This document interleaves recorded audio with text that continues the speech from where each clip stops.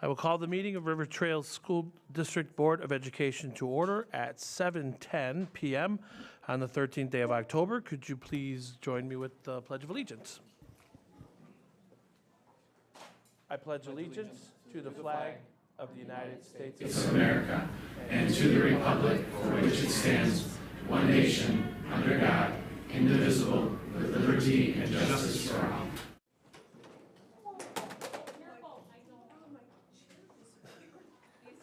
We don't want that.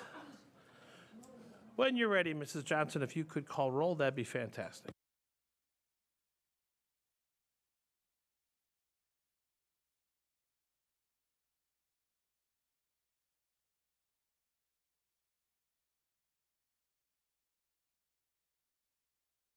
Here.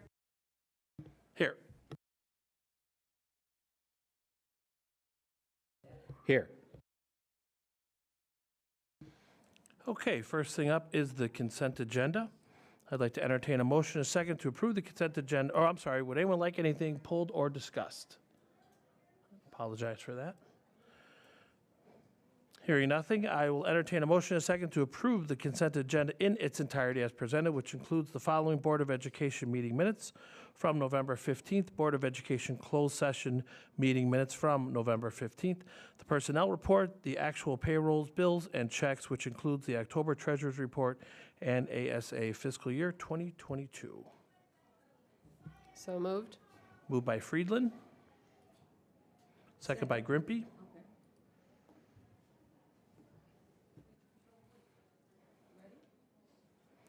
Yes, ma'am.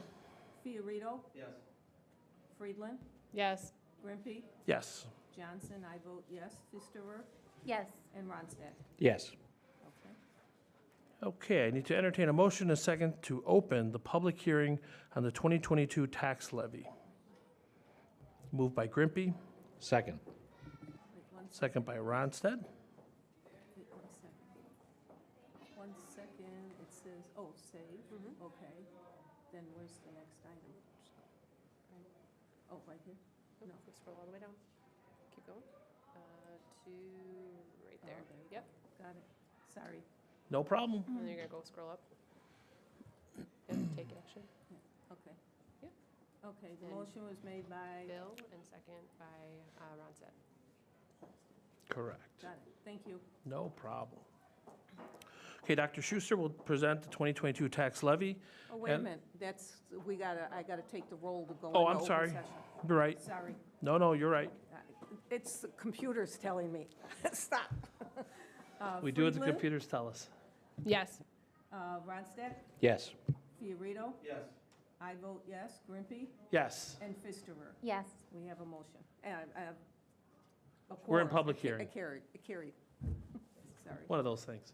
Yes. Okay, Dr. Schuster will present the 2022 tax levy, and this is an open session, so anybody is welcome to ask questions as we go through. Dr. Schuster, the floor is yours. Okay, welcome to the 2022 tax levy presentation. So revenues are an extremely important portion of our, the property taxes are an extremely important portion of our revenues, as they represent about 86% of the revenues we get to provide the education for your students. The Illinois state law requires that we have a public hearing if the levy is over 5%. The law also says that property taxes on existing property can increase by the Consumer Price Index up to 5%. So for 2021, which is what the 2022 levy is based on, the Consumer Price Index was 7%, so we can levy up to 5%. And just to put a little historical perspective, this is, since this law went into place, it's been 30 years. That CPI has averaged a little over 2%. For the last 10 years, which is the blue lines part of the graph, including if we go up to 5% this year, that is actually less than 2%. For those 10 years, it's 1.95%. So our increases have been very minimal over the last 30 years and really have not kept up with inflation. So for this year, even if we levy at the 5%, which is the proposal, we're levying less than the consumer price index, so less than inflation, but we are affected by everything that everyone else is here in the school district when it comes to inflation. We still have to pay the salaries. We have all these supplies and the prices are going up. Utilities are way, way up there. Transportation was extremely expensive. Our food costs are expensive. In addition to that, we have some major infrastructure projects planned at all of the schools. They're at the point that, just like you need to put a roof on your house, our schools need to do the same kinds of things. Replace our heating, air conditioning, and a number of other items. So we are using some of our fund balances and taxes to help pay for those projects. In addition to the taxes we can put on existing properties, we could also tax new properties. Unfortunately, in Cook County, we don't know what that new property is going to be until July of next year, but we have to decide how much to levy now. So what we do is we levy more than we think we'll get. So we're recommending 2.2% for new property this year, even though it'll probably be less than that. But we just want to make sure that all that new property gets into the tax rolls. So we levy high. But we will only actually get whatever they assess it at next year. Okay, some of the new properties we're looking at, Randhurst, there's some new restaurants over there, the Home Goods store, there's a Take 5 oil change, Kensington has an Avery Dennison. We're estimating about $2 million in, it's called equalized assessed value for new property. If you look at the last 10 years, it's averaged over a little over $2 million, but the actual amount for the last 3 years has been less, so I'm not sure if we'll actually even get the $2 million, but we're estimating that. Okay, so the levy, the proposed levy, which we will tell the Treasurer's Office, is 6.7 increase on all funds. It's 7.2% on the capped funds, which excludes debt service. But it's only 5% on existing property, even though the CPI was at 7%. There's an additional 2.2% for new property, so we can make sure we capture everything that comes along. Even as I said, we'll only, whatever actually comes along is what we'll get for new taxes. So the levy is $26,525,373.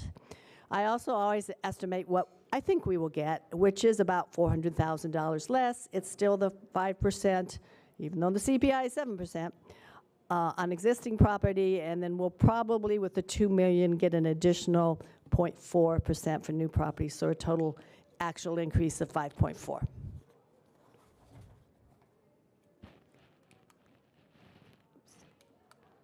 Okay, now for a little lesson on taxes. So, in Cook County, the legal tax assessment works like this. They look at what's the fair market value of your house or property, and if you're a homeowner, they multiply that by 10%, so your assessed value is 10% of what your house value is. So if you have a $300,000 house, your assessed value is $30,000. For businesses, it's 25%, but they have some special tax rules for Class 6B businesses, which is 10% for 12 years, which means those taxes get pushed onto other homeowners and businesses. Then they take that assessed value and multiply it by an equalizer, which is why it's called equalized assessed value. In most counties well, first of all, the equalized assessed value needs to be 1/3 of the actual fair cash value for property.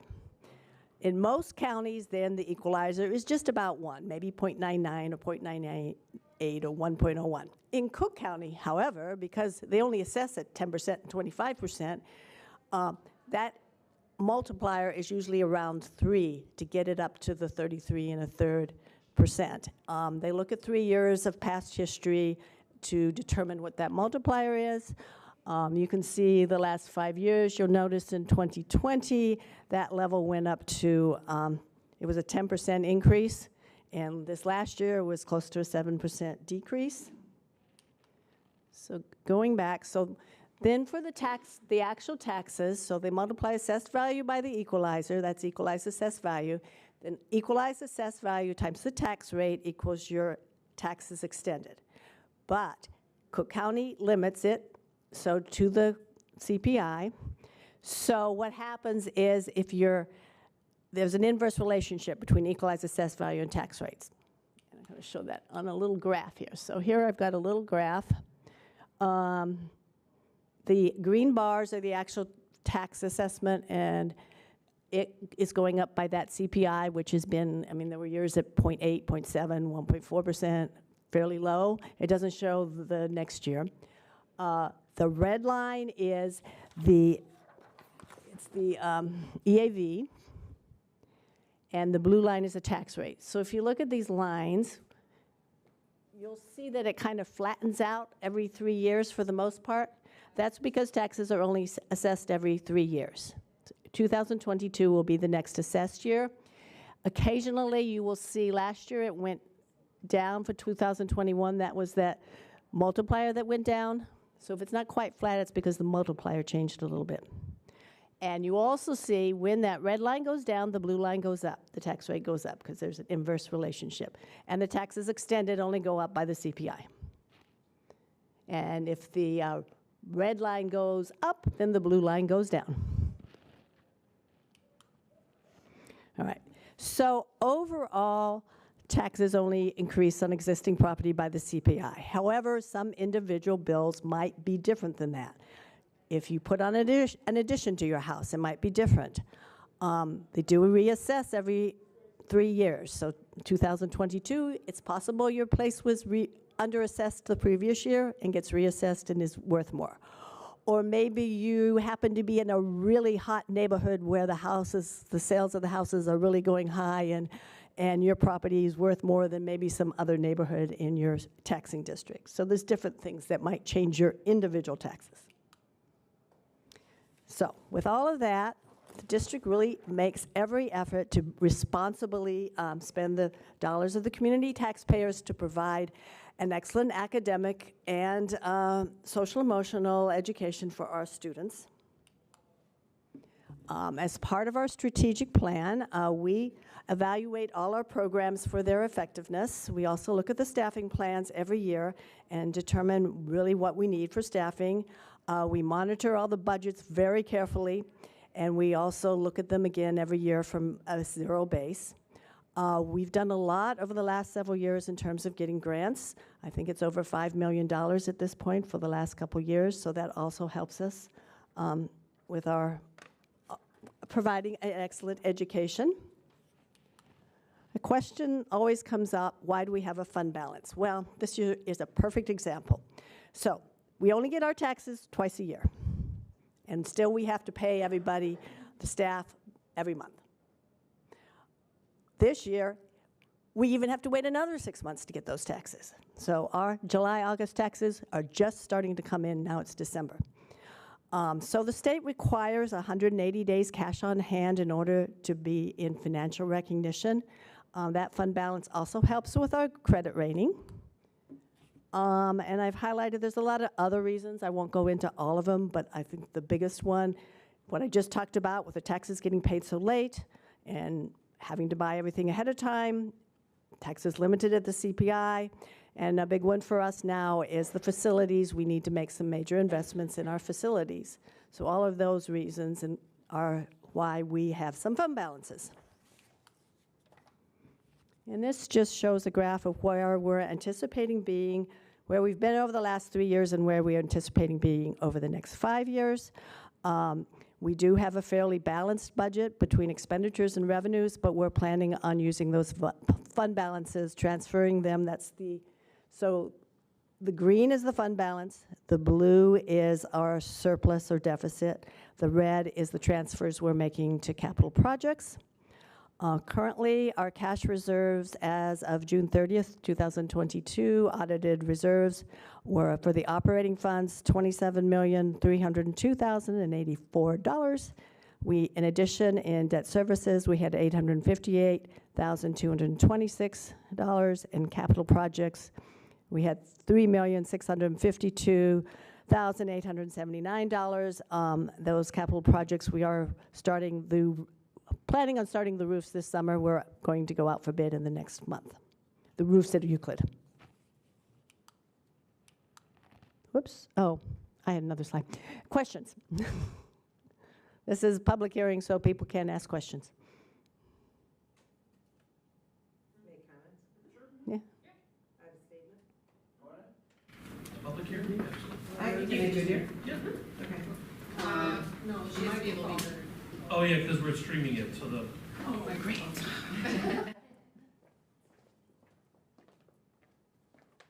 I'm Kate Peretta. I live at 1609 Dogwood. Now can you hear me? Okay. I am a taxpaying resident of this district for 36 years. I have good news and bad news. But since I'm also an optimist, let's look at the bad news first. The inflation rate for the 12 months ending November 2022 is 7.1%. That rate just came out today. The inflation rate for 2021 was 4.7%. Prices for buying groceries are 12% higher than last year. Illinois has the second highest property taxes in the nation. New Jersey is first. Illinois is the least tax-friendly state for middle-class families. Illinois is the second least friendly state for retirees in 2022. Properties in this district were reassessed this year, 2022, and the new assessed value will be reflected in the new tax bill, the next tax bill. The district needs to recognize that their dollars will increase based on these new assessed values. District 26 tax rate for 2021 was 4.527, which was the highest tax rate out of the 16 taxing bodies on my tax bill. The next was 214 with a rate of 2.664. So based on my new assessed value, you can easily figure out what your taxes are going to be. So based on my new assessed value, but I had to use the 2021 state equalizer and the 2021 local tax rate, which means I used the 4.527 because we don't know what those new rates are going to be. My taxes will increase about $3,000 after taking my homeowner's exemption. If the board approves this tax levy of 7.2%, which I am told is capped at 5% for existing properties, my tax bill will increase an additional $542 for a total of $3,542. Again, it's important to note that I'm calculating these numbers based on 2021 state equalizer, 2021 local tax rate. We don't know what other taxing bodies are going to do. So now what's the good news? You, the board, can support the middle-class taxpaying residents of this district by not approving this tax levy of 7.2%, as stated in the Certificate of Compliance with the Truth in Taxation Act, which clearly states it's the intention of this district to levy taxes in an increase of 7.2%. According to the Illinois Policy Institute, nearly half of Illinois residents have thought of moving away, citing high taxes as the #1 reason. Illinois residents fled at a record pace in 2021, with 122,460 residents moving out of the state. Property tax relief should be a priority. Property taxes must be brought under control so people are not forced out of their homes or out of the state. You, the board, have the power and the ability to do something. The levy presentation slide stated, the district is aware of the extra burden individuals face. So your turn. What is the district doing about it? I ask that you act responsibly. Thank you.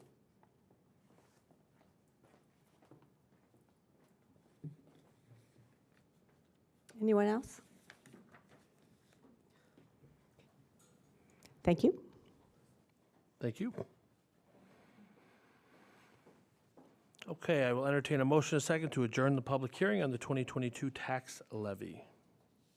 So moved by Fiorito, Second. second by Friedland.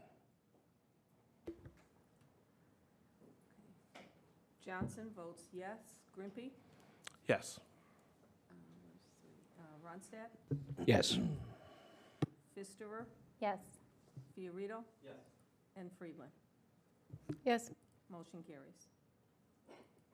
Okay, so that brings us to board communications. Obviously, we had the III conference, and I'd like to open up to the board to discuss and hear what your experience was like. Anyone want to? I'll go first. Please do. I like the III. I went to 4, 5 sessions. The very first session I went to was called basically talked about curriculum opt-outs. And Becky and Bill, oh, no, Becky and Frank were there also. And there's something that they talked about, making sure that we go over our policy to make sure that we have things in place so that parents can opt out of curriculum or field trips, et cetera, within the law. With, you know, if it's approved by the law that you could do that. So we just found that was very interesting. The next one I went to was called, was an ethics one, called "Are You Allowed to Do That?" It was a very interesting thing. One of the things is we as board members are not allowed to work on referendums. We as board members are not supposed to be passing our petitions on school property, which a couple of us, we didn't realize it. There are a lot of things in regards to conflicts of interest. If you think it might be a conflict of interest, then don't do it. Even if there's no law that says it is, if you think the public will perceive it to be a conflict of interest, don't do it. So that was very interesting. And of course, you know, I've been going to these things for 33 years, so some of this I kind of already knew, but it's nice to hear a different way that it's presented. And then the other thing I went to was, it was called Re-engaging the Community. That was really, I think Lewis said it best in his printout to us. It was an example of how not to do a presentation.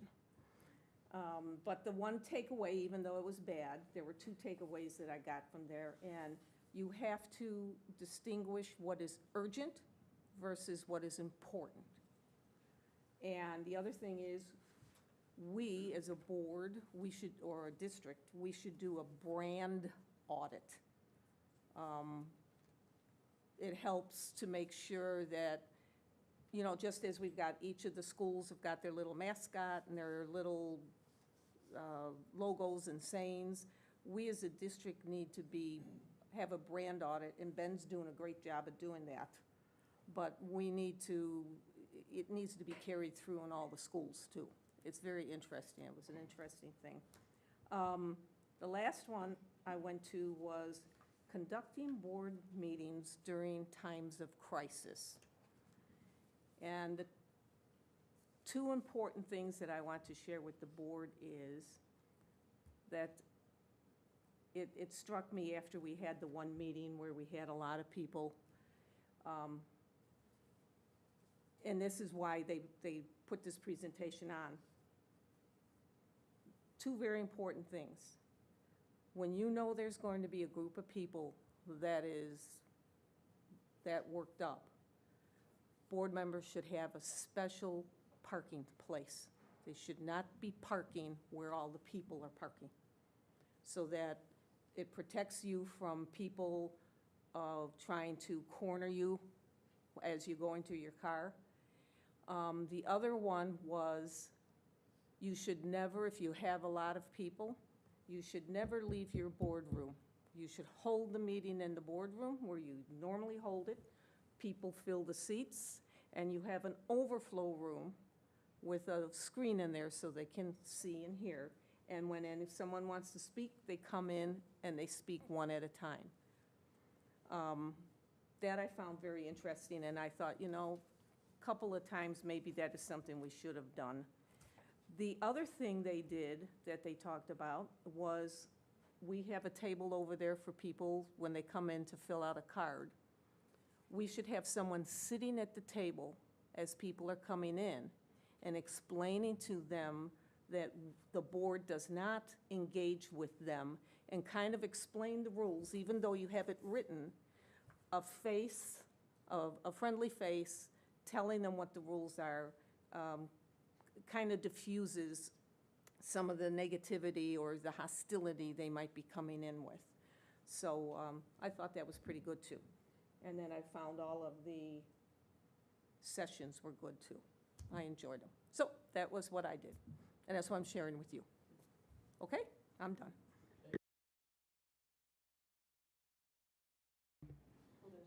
Becky and Louis both have. I can go. Please do. So I was very appreciative to be able to go since I'm new, and I learned a lot. It was just great to be, to kind of entrenched in it for a couple of days and hear from, a lot of different administrators, board members, teachers were there presenting on different topics. I think when you travel or conferences you go to, you learn something new, but it also makes you appreciate what you have and back home.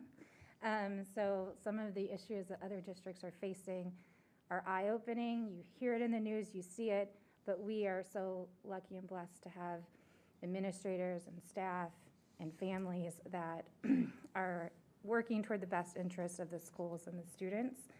A lot of the sessions I attended, they were like, you need to have this in place, you need to have this in place. And like, oh, we already have board policy in place for that. We have administrative policies. Like, we are doing a really good job. I think the one session I really enjoyed was with Indian Prairie School District. It's 204. They are in Aurora. They're a very large district, much different. Kindergarten to high school, they have 3 different high schools. They're a minority-majority district. They recently went through a redistricting boundary. So what they really talked about was one of the things that I think comes up every board meeting or so is how do we better have a partnership with the community, communicate with parents, communicate with citizens who aren't actively in schools. So they had some really good ideas in the PowerPoint that I think it's included in the meeting agenda. But some of them were making sure that board members maybe are assigned to each school. So you're assigned, as a board member, you rotate through the school. Maybe each year you're assigned to a school to go to events. They did some outreach to presenting to the parent-teacher councils at the schools about what the role of the school board is. What are the duties of the school board and how do we operate? And we actually just put up an FAQ based on that kind of presentation. It's on our website, which is really good, I think a good first step. But it was they had a lot of hostile meetings. So talking about how do we better communicate and how do we better hear all voices? So they have, they put up like a form on their website for that and things like that. So I attended the curriculum committee or curriculum, what you can opt out and what you can't. So understanding that and being able to communicate that with parents was really interesting. But overall, it was a great experience and I can't wait. Thanks. I'll jump in next. So the one, to your point, kind of going to a session and let it reflect positively on what we've got back home. I went to one that was talking about diversity in your district, and I really learned that we were much further along in our outreach and our study of diversity. When they kind of opened up to questions, I had asked for any advice on kind of getting that plan in with our strategic plan, and everybody was like, kind of mocked me a little, like, "Ooh, well, you're Mr. Far Along," So I kind of took it with a grain of salt, but was proud because again, we're a little further along than some of the other districts. So so that was great to kind of pat myself on the back a little bit. The one that I went to I really got a lot out of. It was all day on Friday, and it was leading leaders, the job of the board president. And the biggest takeaway that I got out of there, we spent a good amount of time on controlling our own narrative. And we even talked about this at the last board meeting of how we tell our own story.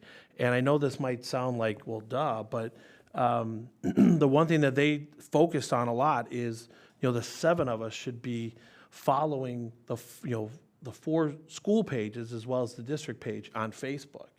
And then every time there's a post, for each of us to like it, because, my friends are, my kids are from the Indian Grove area, so that's where my, generally where my Mount Prospect friends are, you guys live on the Des Plaines side, so kind of the same thing. It's a different part of town. Janine's on the Euclid side. Donna always tells us about the empty nesters. So if we like all the posts that we see, all of those friends are obviously then going to see it. I'm not going to go into Facebook 101, but it just then gets it into the diversity of our own network. So really, that's the one thing that they stress the most, that all the 7 of us should be following the 5 Facebook pages, and certainly engaging in that and liking it and commenting when we can. But liking it is the bare minimum, and then that'll show up in everybody else's feed.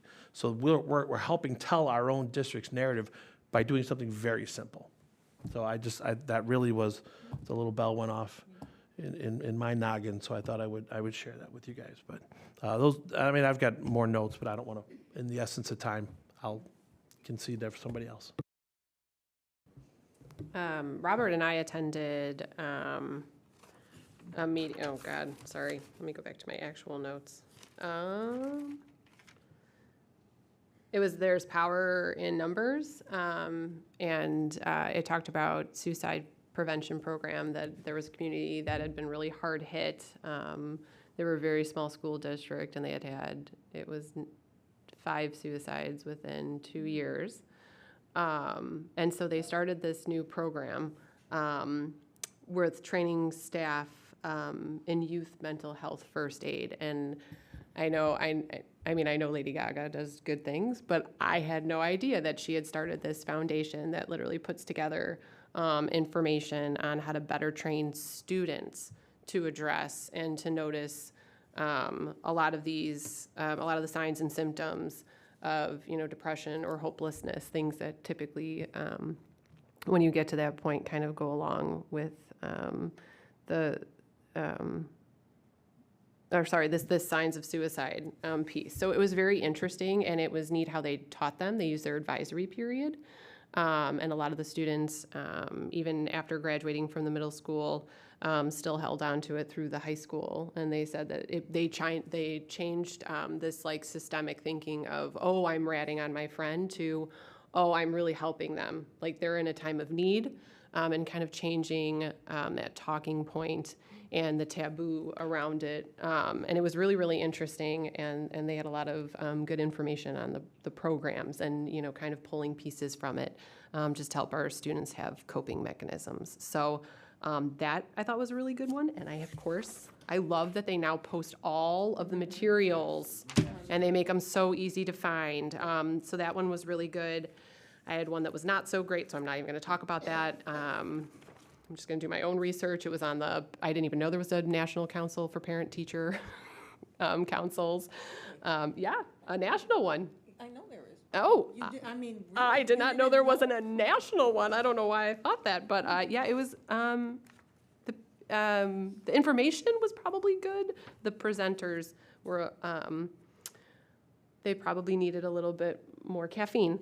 So, but it was interesting information. And then the other one that I really loved, and I'm sorry that I'm taking so much time, was rethinking our response to school violence. I really picked all the happy topics, but it was very interesting to see how they were going over all of the tragedies that have happened.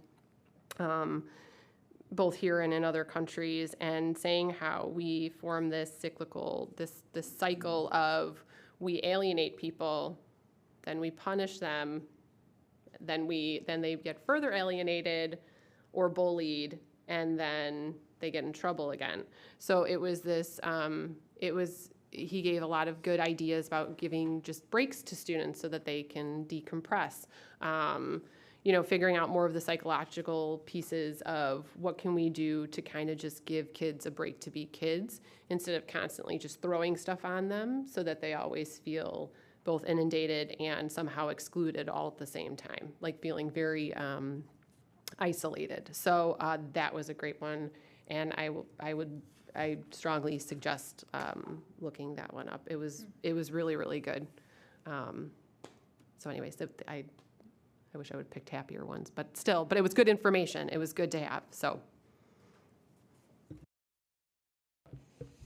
Yeah, thank you, Janine, for recapping the suicide prevention one.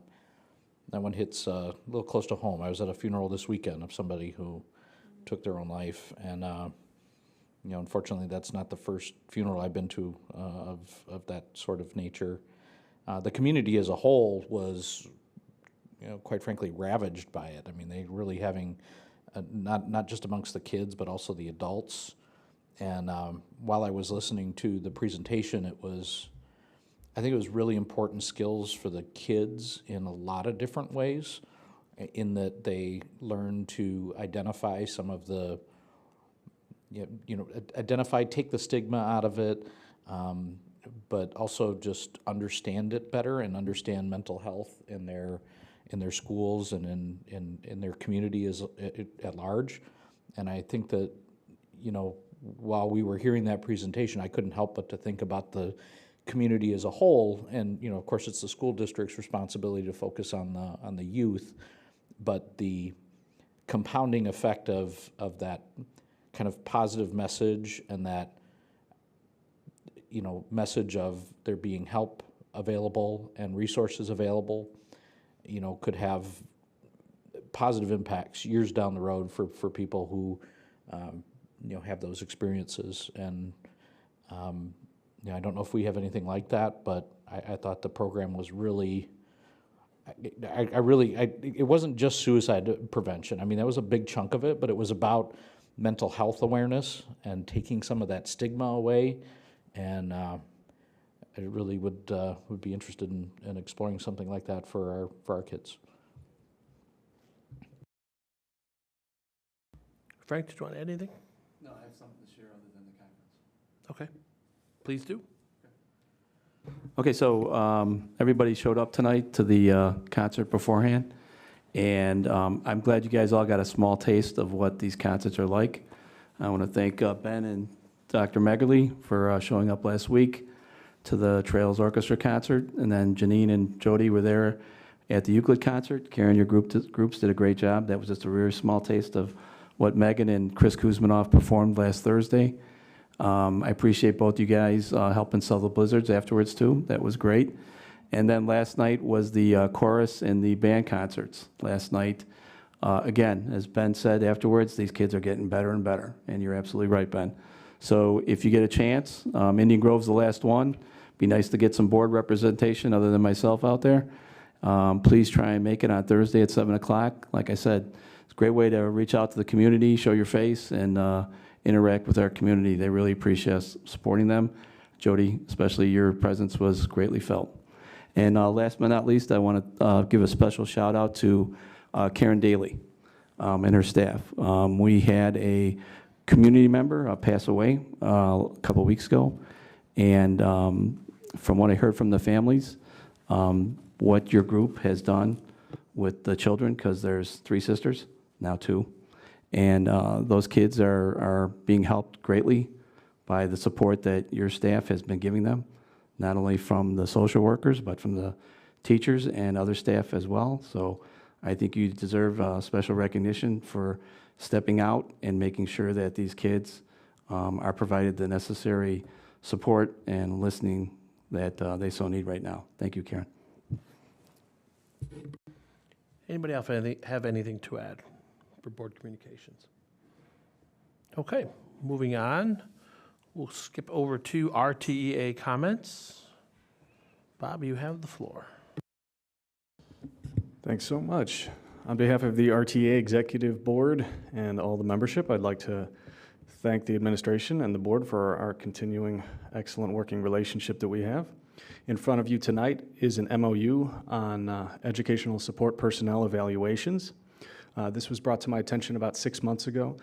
Mrs. Vatesman and Mr. Timmons were working on this, and I know this is really near and dear to them. And Mrs. Seifert got on board and spearheaded it. And tonight, our executive board passed it, and we're putting it onto you. We think that it's a definite improvement over the old system. This new rubric is way better. So thank you so much. Thank you. Okay, that brings us to visitors' comments. At this time, I would like to recognize any members of the audience to approach the board with their comment or question by completing a visitor comment card. Please do note that the board and administration typically does not respond, and if you are wishing for a response, please provide your name and number or email for a member of the board or administration to get back to you. There is a second opportunity for visitors' comments later on in the meeting. Speakers are encouraged to limit their time for others to participate, a 5-minute time limit per speaker with 20-minute minimum length on one topic and an overall 30-minute minimum for visitor comments. At that time, the board can move all further comments to the second session or continue comments and establish an ending time per our policy. So would anyone like to address the board? Okay, hearing none, we will move on to new business. Education Services, Mrs. Seifert, that is you. You have the floor.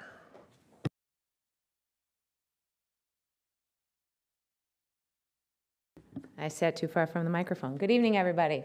Thank you for the opportunity to come before you this evening to just briefly offer some information on the MOU that Mr. Kastner so nicely referenced, and answer any questions that you might have. As he stated, this was something that was begun about 6 months ago, came out of off the heels of COVID, when our evaluation systems were really kind of halted for a long period of time because of different declarations from the state. So as we were looking to bring back our evaluation system for nearly half of our staff members who make up our non-certified staff, or what we refer to as our ESP, our principals brought the concern that we really can do better. Our previous tool brought in a lot of subjectivity and didn't really offer great inter-rater reliability. And one thing that we do want to do is we want to look at evaluations through an equitable lens and also through a growth lens where we can provide some effective feedback to our staff and to our personnel. So that's what kind of initiated this process back several months ago. Our administrators took the evaluation through the lens of what we work with our teachers, which is creating a rubric of sorts for evaluation, coming up with different levels of performance for each of the different characteristics in the evaluation, which is what was presented to you this evening. So in short, our recommendation is to move away from a checklist of tasks in the evaluation system with a subjective scale and move more so to a rubric-based criteria system. We will continue to have 2 separate domains for all of the different job categories, one being a consistent domain that applies to all of the job categories, and that's really creating that environment of respect and professionalism.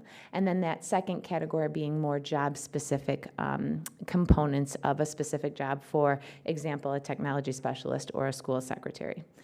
We are asking to combine 2 of the groups, the custodial group and the maintenance group, as their tools were so similar. Mr. Whistler thought it would be best to combine those into one general rubric. We will continue to have a mid-year evaluation, as well as a summative evaluation at the end of the year. And we will move to a more consistent form of an electronic evaluation platform. So we would be moving all of our ESP support staff into the same system that we use to house all of our teacher evaluations. There was one mishap that I wanted to bring up, and this was my miss. In the negotiated agreement, it does state that the committee will not only be comprised of the RTEA and the administration, however, we should have had a board member on that committee. So we did pause today, we did sit and we did meet. Mr. Kastner, Mr. Timmons, myself, and Mr. Grimpy was willing to step in just to hear a summary of the process and make sure that there weren't any questions before it was officially presented to the RTEA this evening and to the board. So if there are any questions, I'll take them at this time, and otherwise we're asking to move forward with this MOU. Does anybody have any questions? Okay, thank you. Thanks. Then I will entertain a motion and a second to accept the memorandum of understanding and accept the revised ESP evaluation plan. So moved. Moved by Fiorito, Second. second by Pfisterer.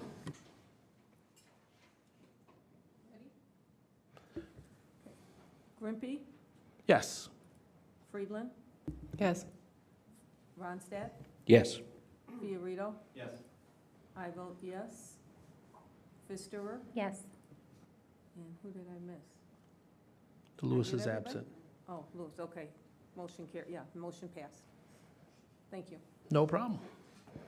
Okay, next up is Business Services, the 2022 tax levy. Dr. Schuster, you are, well, there's actually nothing to present, right? We're just going into Correct. the, okay. We saw that already. Okay, I will entertain a motion and a second to approve the 2022 tax levy resolution to be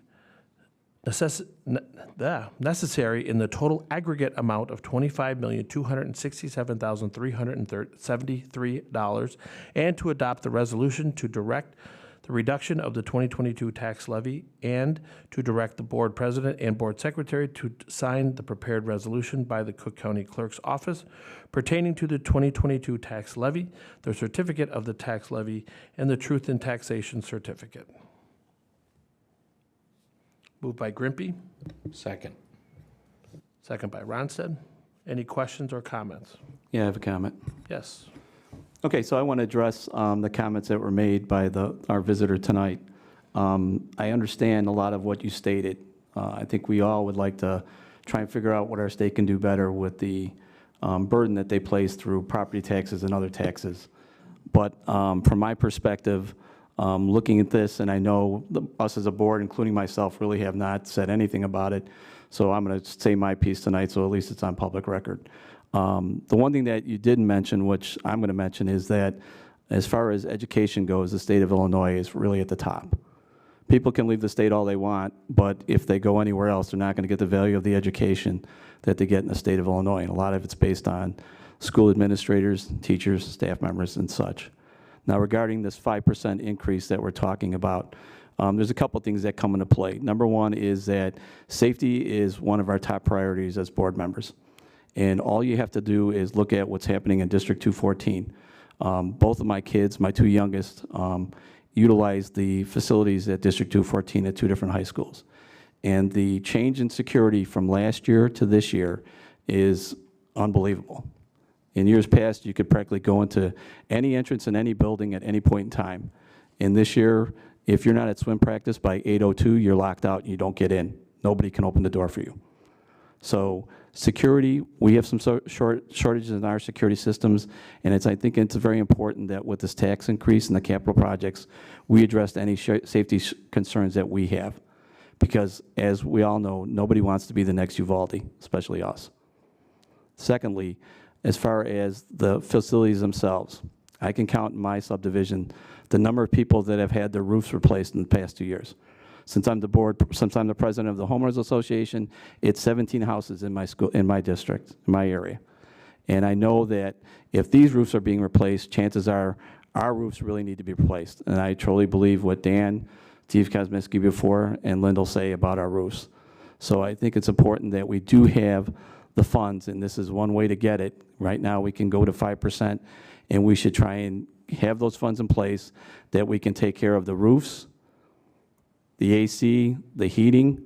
I mean, I know that our visitor worked at Indian Grove, and I know specifically how many teachers told me during the summer how hot it gets in their classroom, which to me tells me that Indian Grove probably has some bad air conditioning in certain rooms.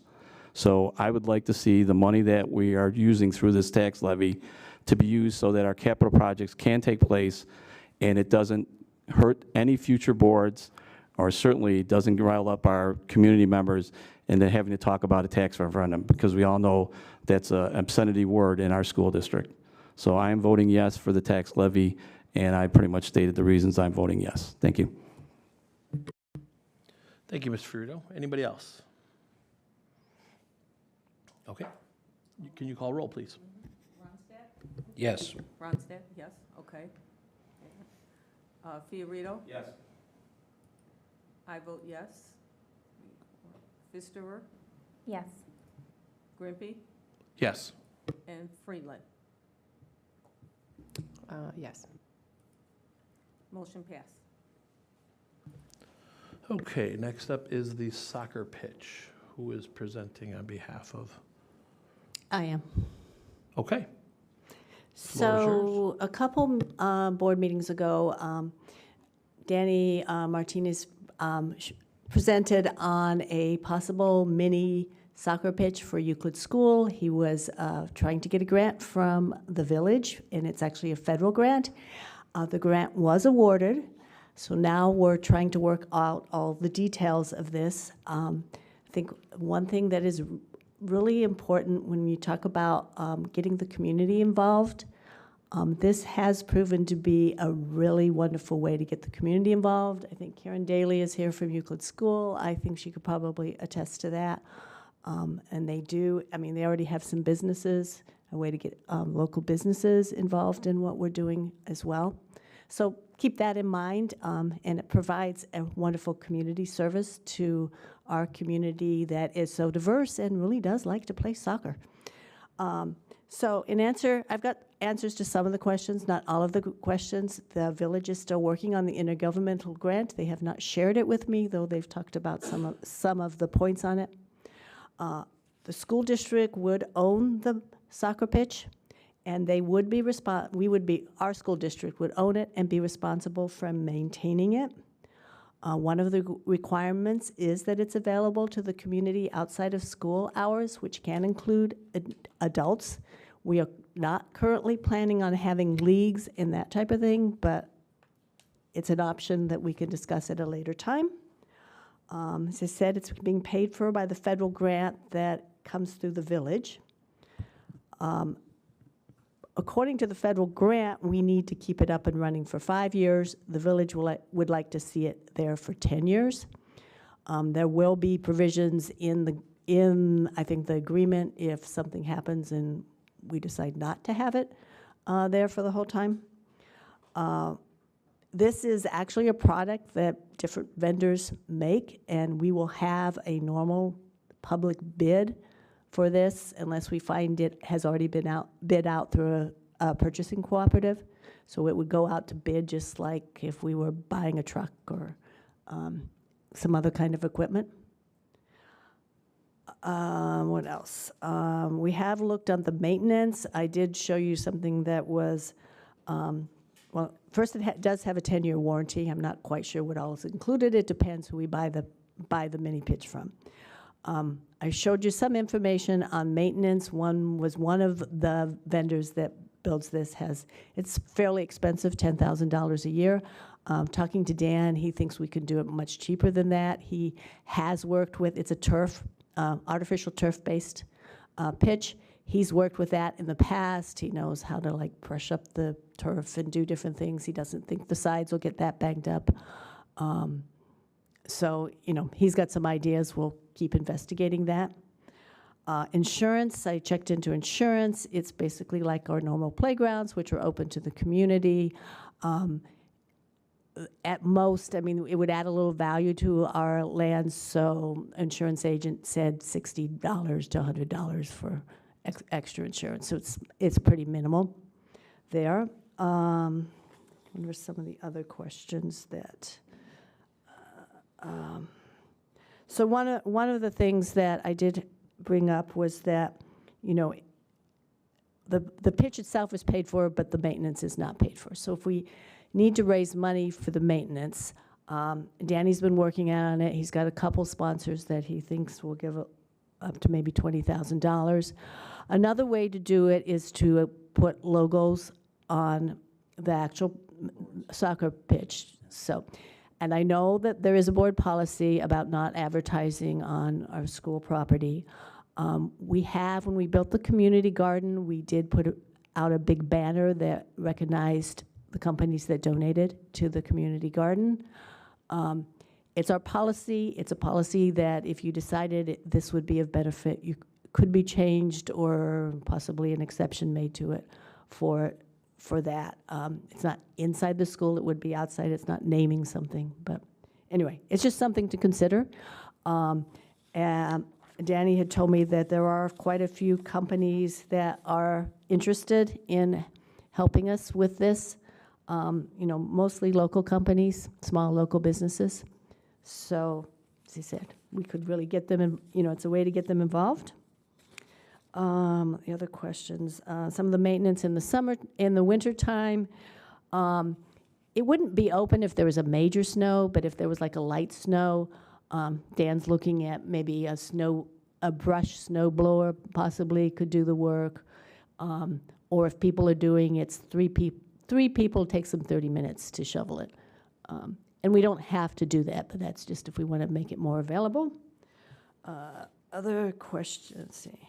I highlighted some other questions. something about, you know, if we wanted to move it, the intergovernmental agreement would actually, if we wanted to move it to another school or somewhere else, we would have to get the village involved with it, and they would have to agree to where we would move it to. As far as, there are not a lot of these. There's one in Lincoln Yards called Fleet Fields in this area. That's the only one I know about in the Chicago area. Danny has been in conversation with St. Matthew's Catholic School in Boise, and he did talk to them today about maintenance, and they said the maintenance has been pretty minimal on it. And I think, you know, you can go online, and I can send out some links. You can look at, you know, some of these in play and what's going on with them. So were there other questions, or Karen, do you have anything to add to I it? have a question. I'm sorry, if you guys don't have an answer, you know, don't feel embarrassed or anything like that, but have we talked to the Park District at all? I mean, the Park District uses our facilities for karate, our fields in Indian Grove are used for soccer fields. I coach floor hockey. It was in both Euclid and Indian Grove. So on basketball, yeah, great point, Becky. Basketball's a big one. So maybe it'd be worth us talking to the Park District as well if they wanted to run a Park District program there in the summertime, or. When we initially had conversations during COVID, before it even was a real possibility, we did, Dan and I and Danny and a couple members from the Park District did have conversations, some on the side and some actual in person. And the truth is that the heart of the purpose is so that it isn't locked up by Park District programs or Park District meetings, that it remains open and free for community, period. And so that's really, you know, and that was part of the conversation, because the Park District said, if we were a part of the process and we put money into this as well, they would have certain demands, and that started to take away from the spirit of Danny's initial vision. Yeah, it's supposed to be open play, so anybody can drop in and play. So, I just had a question that just popped into my head here. We're talking about doing a fair amount of construction to Euclid in the near future. Have we, or should we, do we need to run this by Nicholas just to see if that would impact where they're keeping equipment or doing anything? Are they going to be able to kind of We work around can. it? It shouldn't interfere with what we're doing on the building, because it's out over by the playground. I know, but they might be putting But there might, materials no, I or. mean, it's a great idea. I mean, I'm Yeah, sure just we to say, will. hey, We we will, wanna take this we will, space. yeah, we will definitely let them Okay. know what we're doing, definitely. Otherwise, I love it. I mean, it sounds like a great idea. I love how it's gotten the community involved, and, you know, maintenance is on its way to being paid for, and even if it's not fully covered, it kind of seems like a worthwhile thing. Yep. Anything? When I asked the question about adult soccer groups, I was mostly thinking of drop-ins, open play, because I know in years past, there has been open play over in the fields at Indian Grove, and they were adults. Yes. It wasn't a league. It was adults doing open play. So would this be open play for adults also? Yes, It's community. yes, it would be. It's just like basketball courts that are on property that anyone can just show up and play pickup game. I will say, though, for the size of the field, like, it's more appropriate for younger individuals. Like, if it was an adult, I think Indian Grove works out well, because those fields can be made to be the size of a regular soccer field. Like, this No, is, not even close. well, it's fine, not the regular soccer, a lot bigger than the pitch. Yeah. And the nets, and the nets. And the nets are there, too. So I was just gonna say, like, everything is a lot smaller. Like, it looks like it's just made for kids. I mean, It's a different type of soccer play. There's a lot fewer people playing at one time. There's a lot more touches because the ball moves a lot faster. So it actually feels a lot more like basketball for those of you who are basketball fans. And the pitch itself is about the size of a basketball court. So yes, adults will play, they will be on there. I can picture the community, and I'm just super positive and hopeful, I guess, but I don't even know that it's hope. I really have the confidence that I'm not concerned that adults are gonna take over and the kids aren't gonna be able to play. I think there's gonna be a lot of family, some are at the playground, parents are watching, kids are playing, and they're in and out. But I do think, yeah, you might get some adults who pick up some games.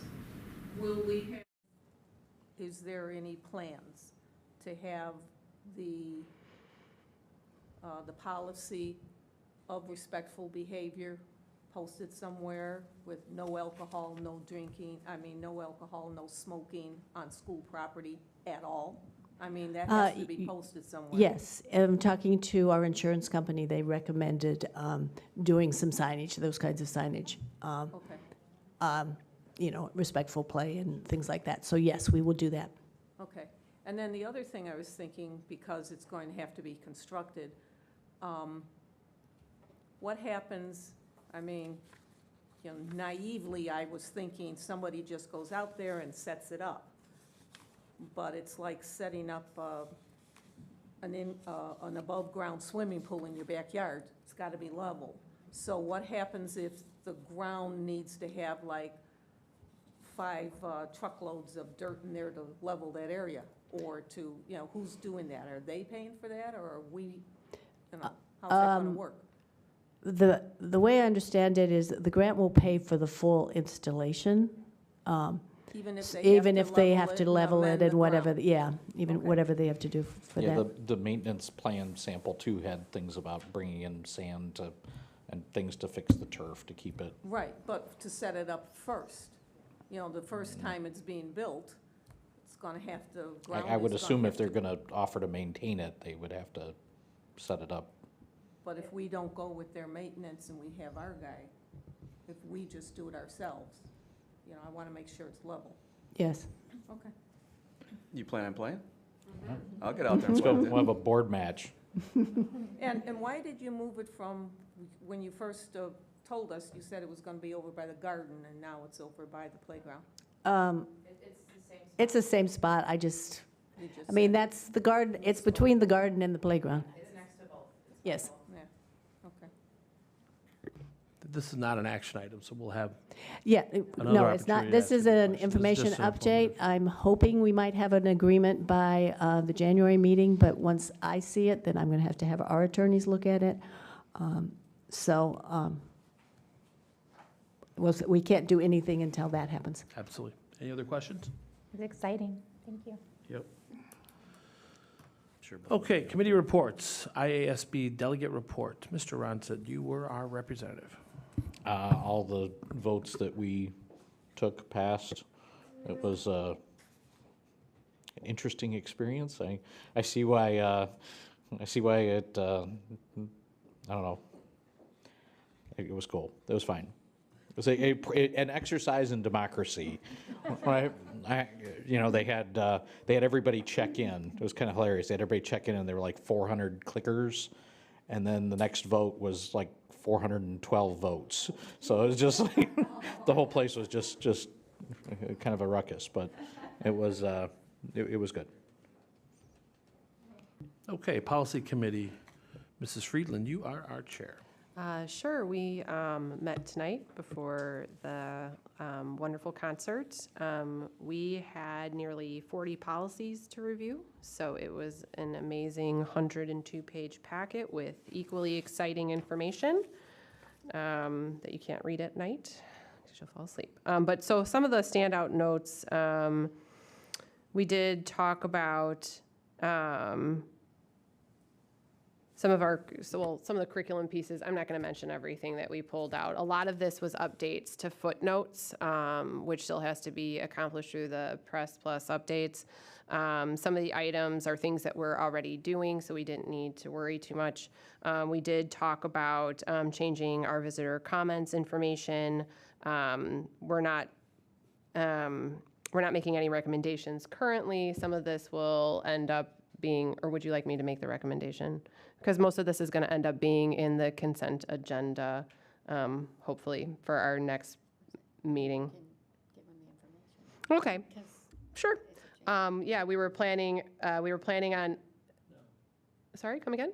This isn't an action item. No, it's not. Only inform us. Oh, yeah, no, I just meant like in terms of recommendations and so that when we see them in the consent agenda, that just everybody's aware. Sorry if I made it sound like it was an action item. But just, we were talking about definitely changing the language from reflecting 5 minutes per person during their speaking time to 3 minutes per person, and then eliminating the second visitor comments item. So, and we can always change that back if it becomes an issue, and we can always extend time if we have a topic of conversation that needs additional time limits. We did have some other language changes. I'm trying to think of what was the other big one? It was really just that, right? And then we talked about like our opt-out and the committees. The opt-out form, which we discussed earlier just during the share out from the III convention. And then we do have that form available to any parents who need it. And it's getting updated on the website. And then our committees, we had a pretty good discussion about maintaining some of our committees. And then the curriculum committee is going to be put to the side for the time being, even though it was great. We just felt that it was a better forum for Christy to present to all of the board members so that we are all abreast of things that are happening. And we're also aware of any big curriculum changes coming down the pipeline for budgetary reasons too. So I believe that's everything. Okay, next up is NSSCO update. Mr. Ronstadt, that is you again. Yes, thank you, Bill. We got through the community engagement assessment portion of looking for requirements for the new superintendent to replace Dr. Hackett, and are starting the recruitment phase. So we're looking to spend the next maybe 6 to 8, maybe 12 weeks doing recruitment, and I think we've got a good, solid, descriptive idea what we're looking for. So a lot of. You guys have a search firm? Yes, the H1. Yeah, that one. HYA. Yeah, HYA. Yeah, it's yeah, and they're doing a good job. I mean, they're a little bit of analytical data and whatnot that they're looking through, but ultimately it's good. It's sufficient.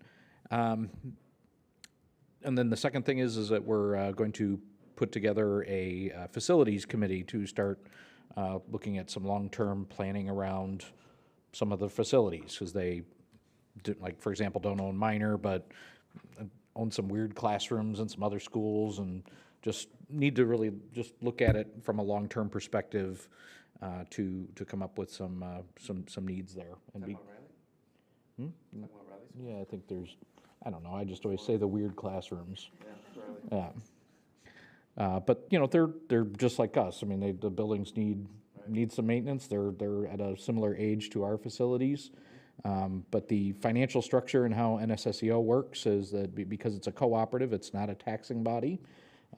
So part of that strategic planning too is understanding some of the dollars behind that and how to either save up some funds or raise funds to accomplish some of those goals, and of course a fiscally responsible manner aligned with the needs or the evolving needs of the student populations. So those are the two big developments. Otherwise everything's humming along. The staffing's still in good shape, but it's maybe down a little bit, but it's so much better than it was in years past. And we've been able to bring in a couple of out-of-district students as well, and but beyond servicing the kiddos in our own home districts. So all around good. Awesome. Thank you for all your updates. Busy tonight. Okay, the President's report, some upcoming events. We've got the Indian Grove Winter Concert on the 15th at 7 p.m., as Mr. Fiorito alluded to earlier. Let's see, the middle school has talent has been postponed into January, so we'll hear more about that next month. December 22nd, the middle school has the Winter Carnival. We will be on winter break from December 23rd until January 6th. January 9th is Teacher Institute Day, which is a non-attendance day. January 16th, Martin Luther King Jr. Day. All buildings will be closed. And then we'll be back here on January 17th with our next Board of Education meeting. So that is my report. Dr. Megley, you are up with the superintendent's report. Okay. So I am super excited to share again that we sold the Nipper School building for just over $3 million. So we recently put out a press release to talk a little bit about how we're going to use those funds. So I just kind of want to reiterate, I mean, we heard already several times tonight about some of the infrastructure projects that we have planned. So that is a nice chunk of money that we can put towards, use responsibly and put towards some of those projects. And next, I want to highlight, I have been asked, since I started a couple of different times about teacher retention. It's kind of, obviously a hot topic coming out of COVID, hiring teachers, keeping staff, keeping good staff. And one thing that River Trails is ahead of that we had been doing, Christy and I, when I started, was what we called success interviews. And so we have gotten back on track with those. And basically what that is could also be called a stay interview. So rather than having exit interviews when people leave, research shows that having these stay interviews or these success interviews on the front end with new teachers in their first year is a really good way to connect with your new staff, making sure that things are going well, that they have what they need, that they're happy, in their role, and that the district is what we promised that it would be. And so Matt, Carrie, and Christy are spearheading that with our certified staff, and Melissa is meeting with all of our classified staff. So we hired quite a few people this year. So that's 50 interviews. So that is that's a fifth of our staff. So that is a huge chunk of people, but again, well worth it in the long run. It's a really good use of time. And one thing I do want to highlight so far is one of the questions that they ask is, how do we compare to what we said we would be like in our opening days, talking about the district, and a lot of the responses is that it's even better than what you said it was going to be. So that's exciting. It's very promising. And then this morning wrapped up a tour of construction meetings at all the buildings. Lyndall, Dan, Christy, and I went out to Euclid, Indian Grove, and the middle school, really just to get on the front end of a lot of the construction decisions that have been happening at board meetings. Obviously, I don't expect that all of the staff are online watching and getting the tidbits throughout the course of the last, year, several months about the progression of decisions and the infrastructure. So we talked about the why, like why are we on this venture, what is going to happen at each of the buildings, and how things are going to happen, who's making the decisions, what input that teachers and staff could have. And it seems like we got a really good response from the staff. We promised that it wasn't the last time that they would see us, that we would continue to keep them updated. And so we talked this morning about getting into Prairie Trails. I mean, obviously they just were renovated, so the information not being as necessary to them, but at least getting them on the same page, getting the same information. So probably an abbreviated presentation for that group. And that's all I have.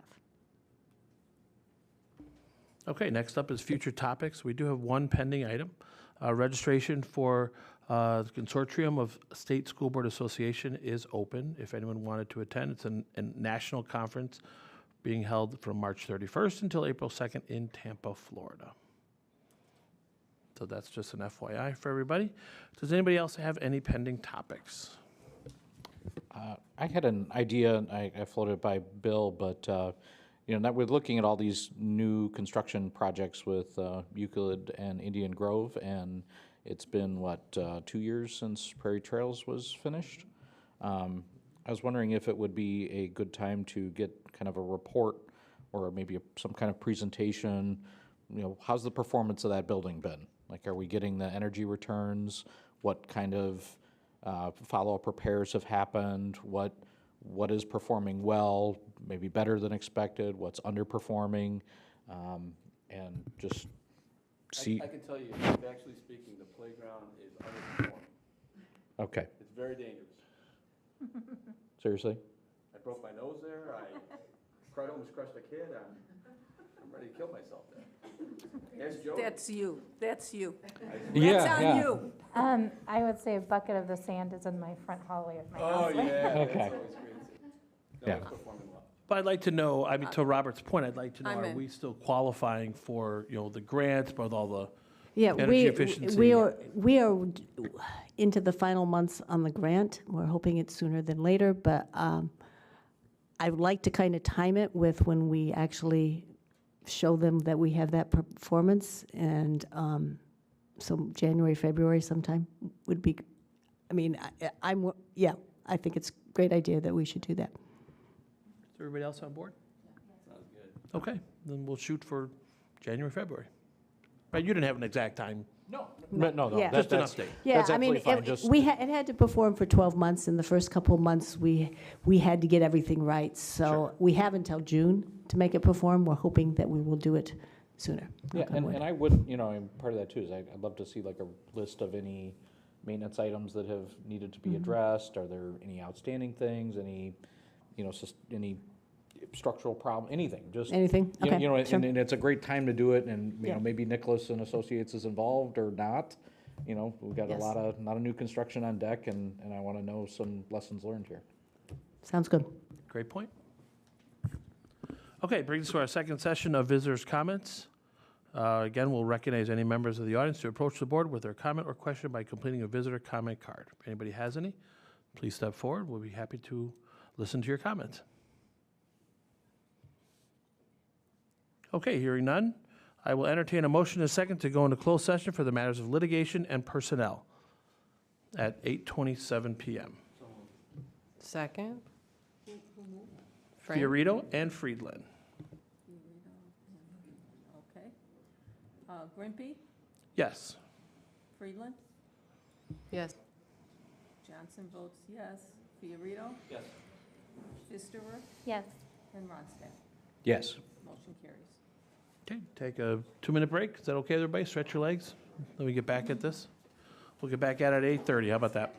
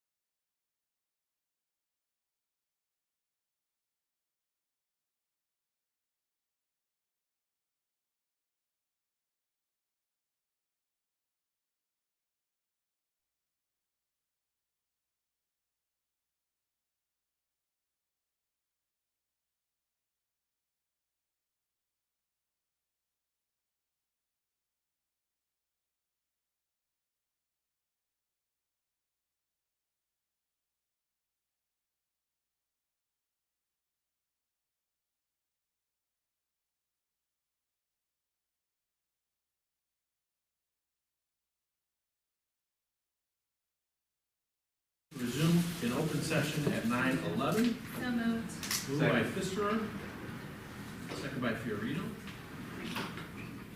Okay, yes or no to go out? I vote yes. Friedland? This is the resume open session. Oh, resume open session. Okay. Yes or no? Yeah. Okay. Donna votes yes, Friedland votes yes, Fiorito? Yes. Murphy? Yes. Ronstadt? Yes. And Fisterer? Yes. Okay. So now, hang on. This is the recap, so you got a second. So I got a second to go get the next item. This is recap adjourned. Yeah, gotta go back. Take action. The only thing I really have for recap of this, I'll let everybody know that I will not be here at the January 17th meeting. Unfortunately, I have to go to Las Vegas, and I do mean that, unfortunately. I'm not a fan of Las Vegas, so I'm not looking forward to it, but, so, Janine will be, Bring your patience. she'll be manning the gavel. Oh, What's you're that? gonna need it. I said, bring your patience caps, because I'm gonna need lots of grace. Other than that, I thought it was a good meeting. Obviously, I hope everybody enjoys the winter break, and happy holidays, and happy New Year, everybody. We won't see you again until we kick off 2023, so enjoy it. I will entertain a motion and second to adjourn the meeting at 9:12. So moved. Second. Moved by Friedland, second by Fiorito. Okay. Grimpy? Yes. Ronstadt? Yes. Friedland? Yes. I vote yes. Fiorito? Yes. And Fisterer? Yes. We are adjourned. Thank you for the Franco.